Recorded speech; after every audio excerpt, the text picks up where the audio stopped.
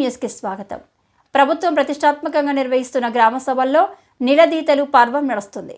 శుక్రవారం సంగారెడ్డి జిల్లా కంటి మండల తట్కల్ శుక్రవారం నిర్వహించిన గ్రామ సభలో నాయకులు, అధికారులు, ప్రజల మధ్య తీవ్ర గందరగోళం ఏర్పడింది. వివిధ పార్టీల నాయకులు ఒకరినొకరు దూషించుకోవడంతో గ్రామ సభ రణరంగంగా మారింది. ఇందిరమ్మ ఆత్మీయ భరోసాలో అర్హుల పేర్లు రాలేదని అక్కడికి వచ్చిన టీఆర్ఎస్ నాయకులు అధికారులకు ప్రశ్నలు అడగగా ప్రశ్నిస్తుండగా కాంగ్రెస్, బీఆర్ఎస్ నాయకుల మధ్య ఇదే విషయమై వాగ్వాదం జరిగింది. అనర్హుల పేర్లే లబ్ధిదారుల లిస్టుల్లో ఉన్నాయని గ్రామస్తులు ఆగ్రహం వ్యక్తం చేశారు. ఓవైపు గందరగోళం కొనసాగుతుండగానే మరోవైపు దరఖాస్తులు స్వీకరించారు. అధికారుల సూచనల మేరకు పోలీసులు రంగప్రవేశం చేసి సభను సాఫీగా జరిగేలా బందోబస్తు నిర్వహించారు. ఈ కార్యక్రమంలో మండల ప్రత్యేక అధికారి ఏడీఏ నూతన్ కుమార్, గ్రామ ప్రత్యేక అధికారి విజయ్ భాస్కర్, గ్రామ పంచాయతీ కార్యదర్శి Srinivasarao, AEO Hanumanlu, field assistant Vishnu, anganwadi టీచర్లు, ఆశా వర్కర్లు, గ్రామ పెద్దలు తదితరులు ఉన్నారు.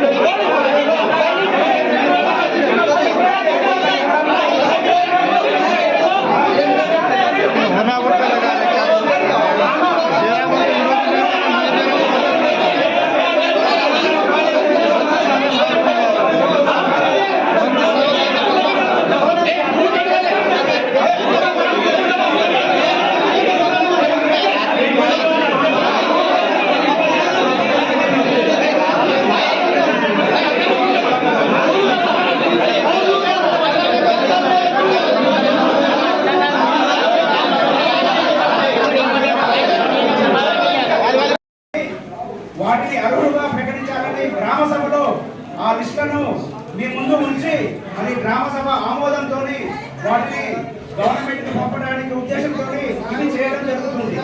దాంట్లో భాగంగానే ఇందిరమ్మ రేషన్ కార్డులు కావచ్చు, ఇందిరమ్మ ఇల్లులు కావచ్చు, ఇందిరమ్మ ఆత్మీయ భరోసా కావచ్చు, ఇందిరమ్మ రైతు భరోసా కావచ్చు, ఈ 4 పథకాలు అందరికీ ఏ ఒక్కరికి కూడా అనర్హత లేని వాళ్ళని పక్కకు తొలగించి అర్హులున్న ప్రతి ఒక్కరికి ఈ 4 పథకాలు అందించడమే ప్రభుత్వం యొక్క ఉద్దేశము. దాంట్లో భాగంగానే మా వ్యవసాయ శాఖ తరఫున రైతు భరోసా, ఇంతకుముందు రైతు బంధు ఉండేది, అది ఇప్పుడు ప్రభుత్వం వచ్చిన తర్వాత రైతు భరోసాగా మార్చడం జరిగింది. దాంట్లో భాగంగానే మన గ్రామంలో ఇప్పటిదాకా మా ఏయూ గారు చెప్పినట్టు ఒక 5 మంది రైతులే మాత్రమే, అది కూడా గుంట 2 గుంటలు ప్లాట్లు ఉన్నాయి, ఇల్లులు కట్టుకున్నాయి, తర్వాత షెడ్ వేసుకున్నాయి, ఇవి మాత్రమే తొలగించడం జరిగింది.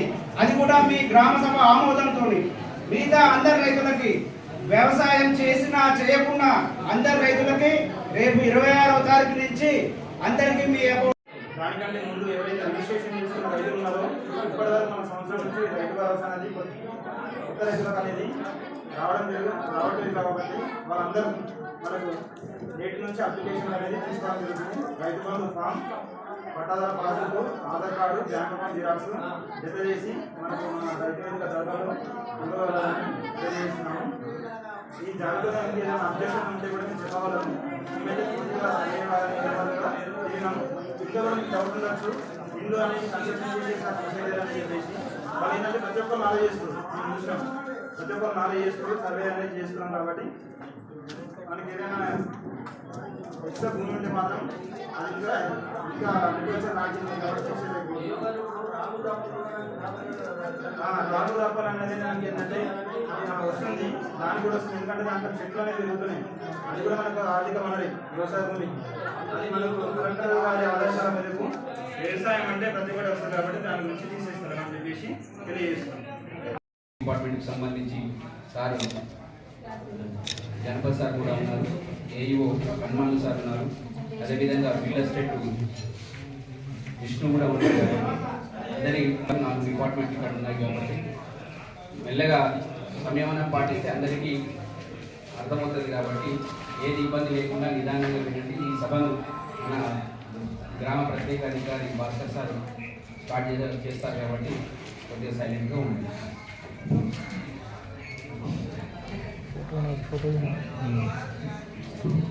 ఈరోజు ఈ ప్రజాపాలన గ్రామ సభకి చేసిన ప్రజా ప్రతినిధులకు మరియు ఈ గ్రామంలో నివసించే ప్రజలకు మరియు నాతోటి సంఘ ఉద్యోగులందరికీ పాత్రికేయ మిత్రులందరికీ ఈ సభకి ప్రత్యేక ఆహ్వానానికి వచ్చిన నూతన ప్రసాద్కి అందరికీ నమస్కారం. ఈరోజు మీకు ఈ సభలో మొత్తం వివరంగా చెప్పడం జరుగుతుంది.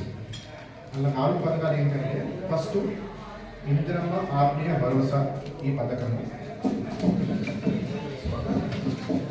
రెండవది రైతు భరోసా పథకం, మూడవది కొత్త రేషన్ కార్డు, 4వది ఇందిరమ్మ ఇల్లు.